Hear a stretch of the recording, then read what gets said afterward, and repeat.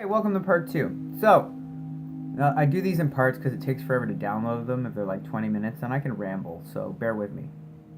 ADD. Um, so honoring your relationship. So, maybe you just need to. Maybe you just need to. God, I have to change my language. So sometimes we have reached the end. We've done everything we can. We've radically accepted that maybe we're hanging on because we're afraid. Maybe we think we can change the other person instead of just accepting that, you know what, everything changes in time. People change in time. Think about when you were 10 to when you were 20, 20 to when you were 30, 30 to when you were 40. You're a different person in certain ways. You have different needs and different desires. And relationships can flow along those parallels as well. And just maybe they won't evolve to accommodate them anymore. And maybe they will. I read this thing that talked about relationships, looking at it like those big southern plantation houses that have the big pillars out front that support the peaks. If you look at relationships like pillars, and I'm talking about the modern relationship, which is based on being independent yet being together, and it's a complicated dynamic, especially for people with attachment injuries. So think of pillars in a house. If you have pillars, if you know anything about engineering or basic physics, if you have something too close together trying to support something that's top heavy, the sides of it start to cave in. Everything around you, because you're so close together and everything is so like this, everything around you starts to lose its strength to be held up and starts to droop and starts to damage and starts to cave in. Well, it's the same thing in a relationship. If you don't have any outside influence or outside independence or outside goals or outside enjoyment, outside of everything that your partner wants or needs, that's going to collapse. But if you move those pillars, again, these are my awesome hand motions. It's like interpretive dance. If you move these pillars further apart from one another, everything just gets stronger. The foundation of the house is supported, yet these pillars are still connected because they're supporting the same structure. This is a wonderful metaphor for the modern relationship. And it's been so helpful for me going forward because those of us with attachment injuries can sometimes put that baggage onto our partners, and all of that fear and anxiety and dependence and expectation, so that we think that if we're like this, if we do everything together and we're always thinking of each other and it's all about us as a couple, because we live in a culture that's like all about you need to find your better half and that other person will complete you, and Notebook and all that stuff. It stresses us out because realistically, in our culture and as human beings, we're not designed to be that way. That's just the media feeding you crap. It's like fantasy. It's like a science fiction movie where you're like, I want to fly around on a building. It's science fiction for your emotional self to see those kinds of relationships that are so emotionally intense. Those movies are designed to trigger your vagus nerve. They are smart. They want you in those seats so that they can make money.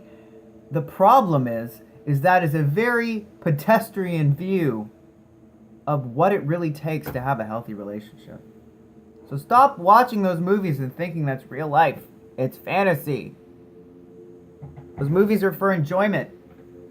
They're not real. And if you put those expectations, especially for people like me who grew up in terror and that was my only medium to look at what to build relationships on, was media. Growing up in the 80s and 90s, movies, TV shows, cartoons, storybooks, fantasies, fucking nursery stories, Cinderella, Beauty and the Beast, whatever. All of that being fed into my psyche. And that's how I kind of learned to understand how to have a relationship. So it fucks things up going into the future. So How do we honor? We honor our relationship if we decide that, you know what, this is important to end. We say to that person, hey, you know what? I thought that if I let you go, it meant that I wouldn't love you anymore. And I realized that that's not the case. That love is eternal. And it really is. If you really stop and you let go of all of the fear and all of the pain and all of the issues, and you think about, and I'm not talking about a relationship with someone who's completely lied to you and cheated on you and, you know, was just horribly abusive. I mean, like, you're in a relationship with someone and you've had some shit, but at the end of the day, you've been working really hard to try and make it work. You know, going to counseling, having a lot of conversations, but still there's this glitch and it just keeps turning in the wrong direction. Honor that person by saying, I've realized we've come to the end of our journey together, and it's not because we're bad people. Because you have to stop blaming each other.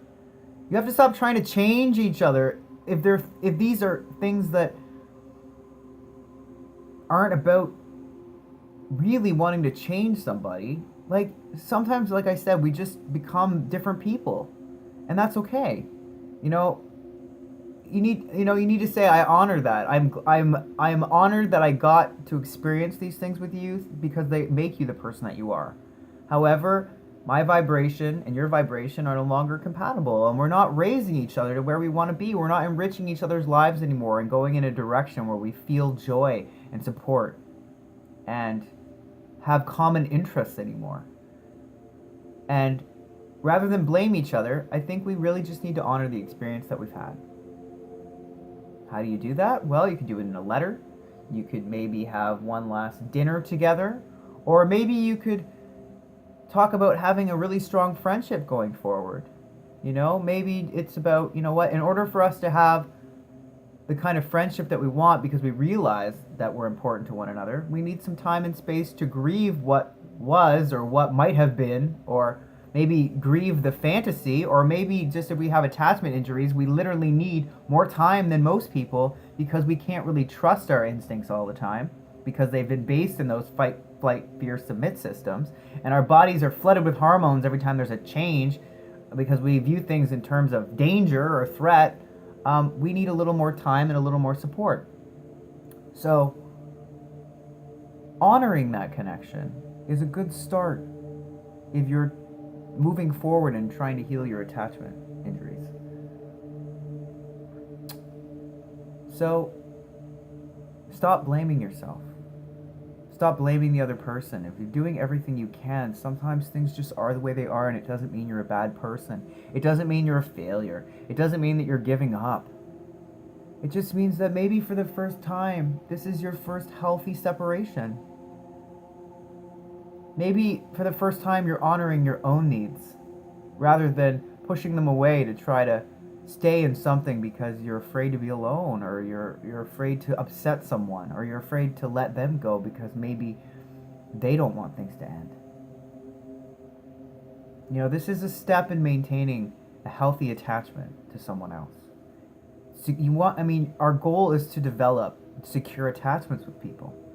Well, breaking up is part of developing a secure attachment. Breaking up with someone because it's just not working anymore is a part of building a secure attachment. You know, taking space from someone because maybe you need time on your own is part of building a secure and healthy attachment. You know, if you want to rebuild, you know what, we're going to talk about rebuilding in another video. So stay tuned if you're interested in how to rebuild things.